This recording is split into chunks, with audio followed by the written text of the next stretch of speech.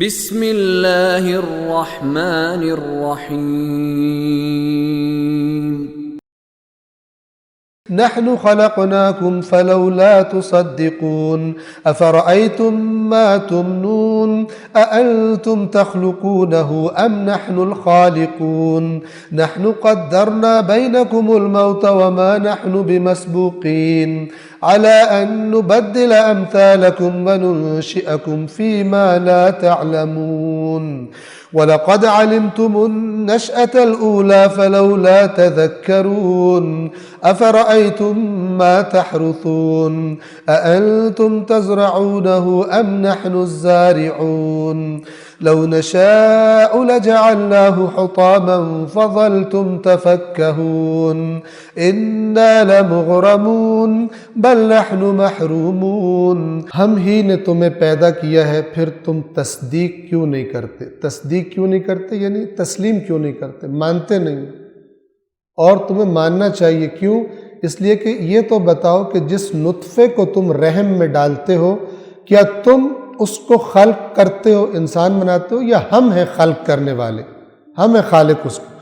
ہم ہی نے یعنی خالق بھی ہم ہیں، اور کیا کام کیا ہم نے؟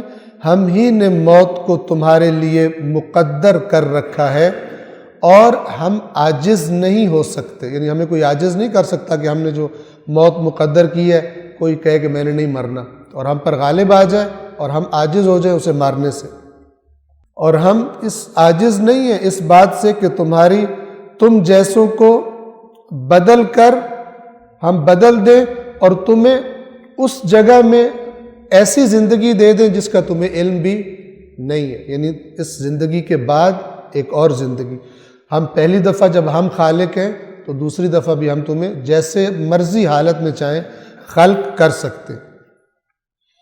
اور اس کے بعد جو انتہائی اہم بات اللہ تعالیٰ فرماتا ہے وہ یہ کہ یقیناً اس میں کوئی شک ہی نہیں کہ پہلی پیدائش کو تو تم جان چکے ہو، یعنی تم پہلی دفعہ پیدا ہو چکے ہو، اپنے وجود کا تم ادراک کرتے ہو، پھر تم نصیحت کیوں نہیں لیتے؟ اگر پہلی دفعہ تم ہو تو دوسری دفعہ بھی تم ہو سکتے ہو، تمہیں بنایا جا سکتا ہے۔ یہ ایک مثال تھی۔ یہ ساری کی ساری مثالیں کس لیے کہی جا رہی ہیں؟ کہ یہ کام ہم کرتے ہیں اور ہم آخرت پر بھی دوبارہ زندہ کرنے پر بھی قادر ہیں۔ اور ان مثالوں سے انسان کو یہ بتایا جا رہا ہے کہ تو محتاج ہے، تیرے ہاتھ میں نہیں ہے یہ نظام۔ آیت نمبر 63 میں فرمایا کہ یہ تو بتاؤ کہ جو کچھ تم زمین میں بوتے ہو، کسان جو کام کرتا ہے، اسے تم اگاتے ہو یا اسے اگانے والے ہم ہیں؟ کسان نہیں اگاتا، کسان اچھی طرح جانتا ہے، ماں باپ اچھی طرح جانتا ہے کہ شکم میں جو کچھ ہو رہا ہے اس پہ ہمارا اختیار نہیں ہے، بچہ کیسے اس نطفے سے بچے کی شکل میں جا رہا ہے۔ اسی طرح کسان ہل چلا سکتا ہے، پانی لگا سکتا ہے، بیج بو سکتا ہے، وہ بیج پھٹے گا کس طرح وہ کسان نہیں کرتا۔ وہ خدا کہتا ہے کہ تم یہ جو بیج بوتے ہو تم نے اس پہ غور کیا؟ تم اسے اگاتے ہو یا اسے اگانے والے ہم؟ یہ نظام تمہارا بنایا ہوا ہے یا یہ نظام ہمارا بنایا ہوا ہے؟ اور اگر ہم چاہیں تو اسے ریزہ ریزہ کر ڈالیں اور پھر تم حیرت زدہ ہو کر بڑبڑاتے رہ جاؤ کہ یہ ہمارے ساتھ کیا ہو گیا، ہم نے اتنی محنت کی تھی، فصل اگائی تھی، اور یہ اس پر کیا افتاد آ گئی کہ اندر سے کوئی ہمیں محصول بھی حاصل نہیں ہوا۔ اگر ہم چاہیں تو ان کھیتوں کو، ان کے اناج کو ریزہ ریزہ کر دیں، اڑا دیں، خراب کر دیں، اور تم سوائے بڑبڑانے کے تمہیں پتہ ہے اور تم کچھ بھی نہیں کر سکتے۔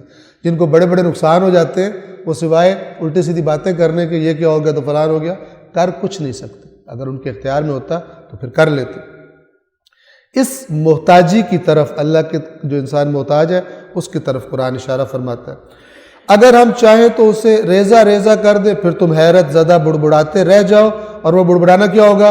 ہم پر تو تاوان پڑ گیا، ہمیں تو جرمانہ لگ گیا، ہمیں تو نقصان ہو گیا، ہمارے ساتھ کیا ہو گیا، بلکہ ہم تو محروم رہ گئے۔